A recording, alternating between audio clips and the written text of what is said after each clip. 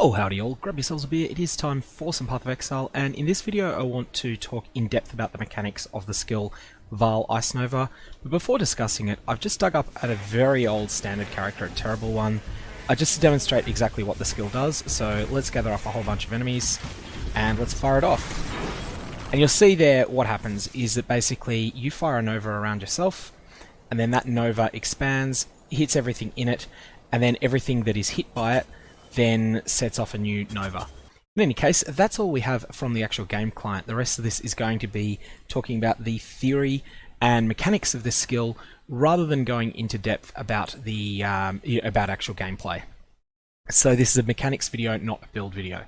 First up, this skill will fucking murder your graphics card. Pay to win has been confirmed. And also, just using the Vaal Ice Nova gem comes with the base version of the skill, so Ice Nova for free, and all of the supports that are attached to Vaal Ice Nova will also support that version of non-Vaal Ice Nova. Now this is a ridiculously powerful, but also a ridiculously limited skill. There are four main things that limit this skill. First up, there is the 800 millisecond base cast time of Vaal Ice Nova, which is really, really considerable. And that's one of the longer cast times in the game, and it means that there's a lot of time for you to be stunned while you're attempting to cast it, a lot of time for you to be frozen while you're attempting to cast it, both of which will interrupt your spell cast and waste your Vaal souls, which we'll get to in a sec. Secondly, it requires the use of 25 Vaal souls. It also has a maximum, so thirdly it has a maximum of 25 Vaal souls stored in the gem. Notice that this remains 25 even if you can reduce the cost to use it, and we'll get to abusing that later. Fourth, in terms of limitations, is a 4-second soul gain prevention debuff that it applies. When you cast a skill, unless you can reduce that 4 seconds somehow, all kills that you get for the next 4 seconds don't replenish your soul count. So we'll get to some of the methods you can use to cheat these limitations. This skill can be used without cheating them, and plenty of people are having a lot of success in the Legion League in particular with not cheating these mechanics, so just playing the skill fairly. So let's talk about methods to scale a skill. Firstly, you'll notice that it has the Vaal tag, it has the spell tag, it has the AoE tag, and it has the cold tag. These indicate the things that can be used in order to scale the gem. So, you know, for instance, if you're wondering if a specific passive or specific support gem will work on it, those tags will give you that information. So this is considered a Vaal skill for skills that care about whether it's a Vaal or not. It's considered a spell. It is not, however, considered an attack. It is not considered a projectile. And so items that have some sort of bonus, like the helmets with the corrupted implicit that gives +2 to the level of projectile gems, of socketed projectile gems, that bonus won't work on Vaal Ice Nova. Now, base damage of this skill is very, very, very low. And if we have a look here at the extrapolation out to level 20, the base cold damage that it does is 274 to 428. For comparison, I had a quick look on what Fireball does, and Fireball does about 4 times that with 1095 to 1643. Almost exactly 4 times the damage for both the minimum and the maximum. However, the sensitivity to added flat damage is actually pretty high for a skill that does so little damage. 70% damage effectiveness means that if you were to use added chaos damage support, for example. Now, I don't endorse using added chaos damage support, I just want to make that clear, it's not a good support for this skill. But if you were to do so, you would get 70% of the printed value of added chaos damage at the appropriate level. And so, flat added damage actually has more of an effect on Vaal Ice Nova than people might think it does than it would on other skill gems. So for instance, Fireball does 4 times the base damage, but only has 2.5 times the damage effectiveness.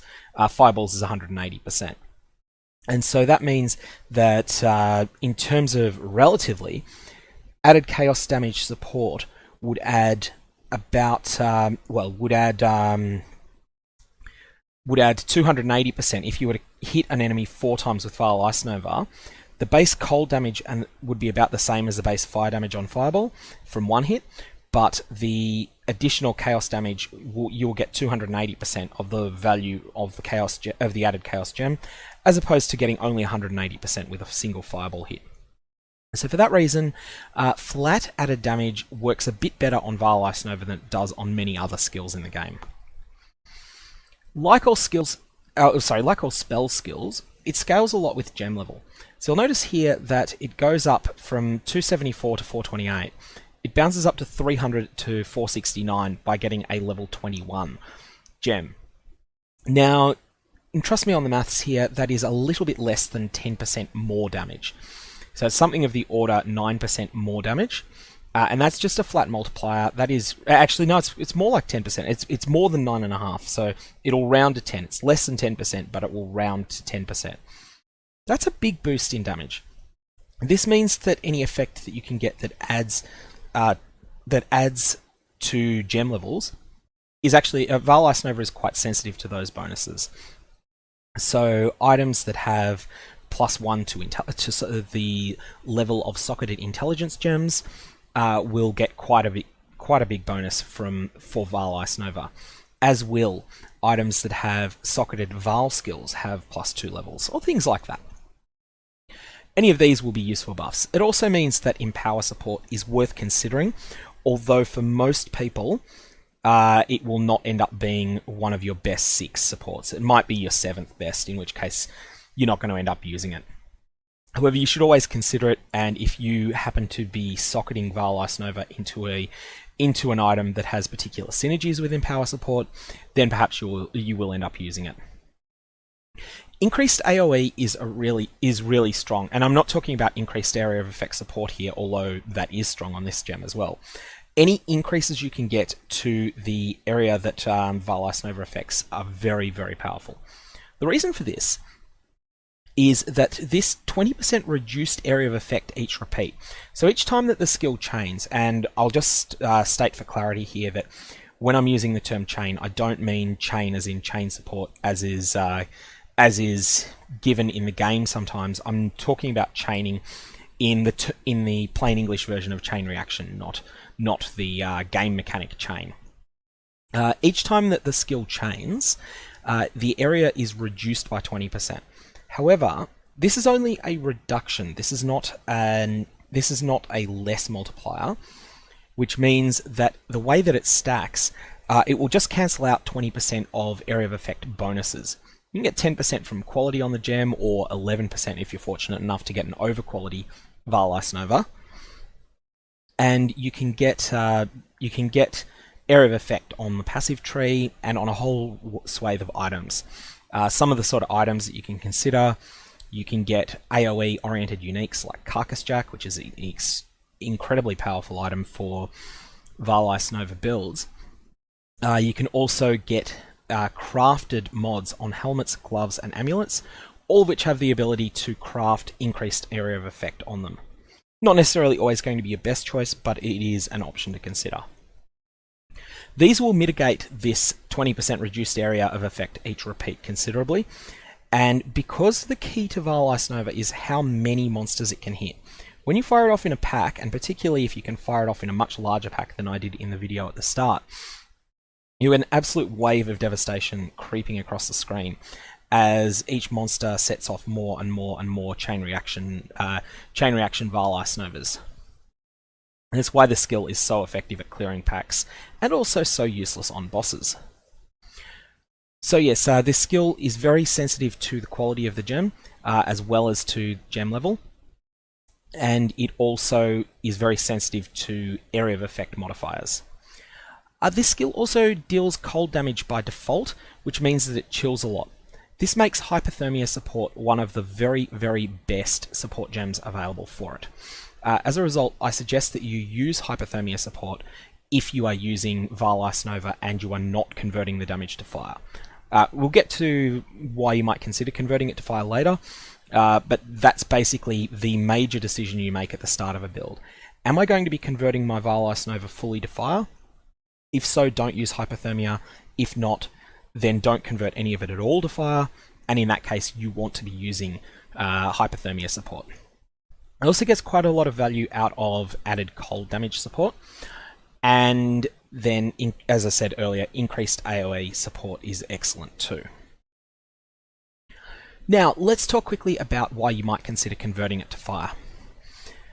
Generally speaking, if you leave the damage as cold, you will not be able to scale your damage as high. However, you will have the benefits of chilling and freezing enemies, which is a very powerful defense. However, if we have a quick look at the builds that are doing the most damage with Ice Nova, and this is the PoE.Ninja site, which basically traipses through the ladder. One thing that I noticed is that the ones that are doing the most damage with Vaal Ice Nova, with Ice Nova, which would then translate to doing the most damage with Vaal Ice Nova, are using the Eternity Shroud unique chest and Vaal Ice Nova without Cast on Critical Strike, because Cast on Critical Strike is a totally different build. That's people that are fundamentally Cyclone builds and that happen to use Vaal Ice Nova as an alternate skill. And these builds generally use the Trickster Ascendancy with the Eternity Shroud in order to get lots and lots of chaos damage. So have a look here. This character, Shori, is dealing 1.2 million damage per second with their normal Ice Nova. Vaal Ice Nova will be comparable. And then they have most of that is chaos, with some cold and a bit of fire. What they're actually doing there is they're initially dealing cold damage with Vaal Ice Nova. Then they're converting some of that to fire, and then through a whole swathe of equipment choices, they are then adding chaos damage as extra. You're getting a percentage of your cold damage and a percentage of your fire damage as added chaos damage. And here's the equipment that they're using. They're using an exceptionally good shaped wand in each hand, 20% of elemental damage as extra chaos damage, and then multi-crafted to deal the most chaos damage.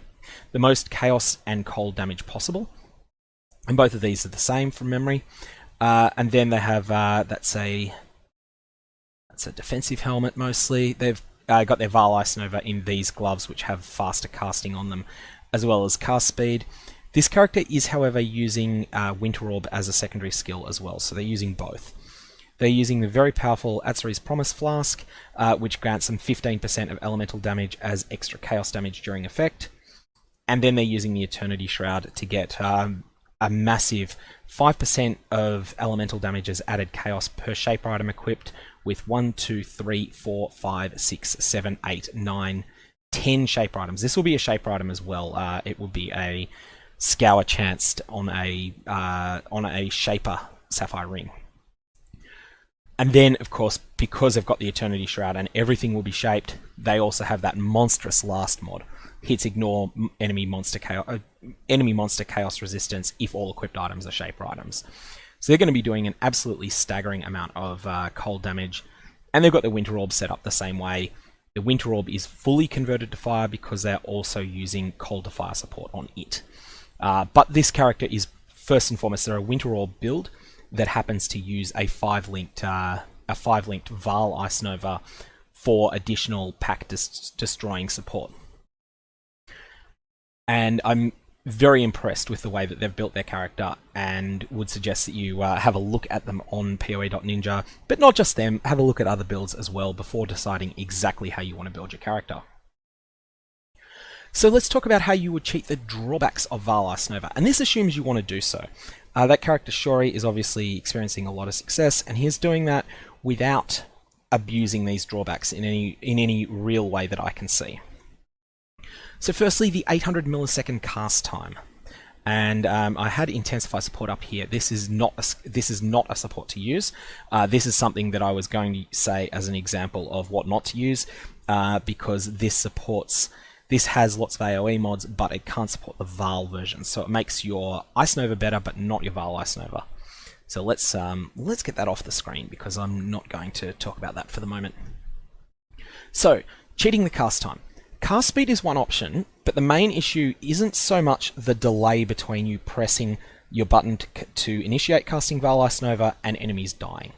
That is a real issue, but the main issue is the risk of you being stunned or frozen during that period. One way that you can cheat both of those ailments is with the unique flask Kiara's Determination, which is a silver flask, so it grants you Onslaught while it's being used. It doesn't last for very long, but it will give you immunity to both freeze and stun, as well as curses like temporal chains, which can be annoying. However, Kiara's Determination is not... It has a fairly high opportunity cost. You're devoting an entire flask to just going, okay, before I cast this spell, I'm going to tap Kiara's Determination, then cast it. That's an entire flask slot that is not granting you much benefit other than cheating the cast time.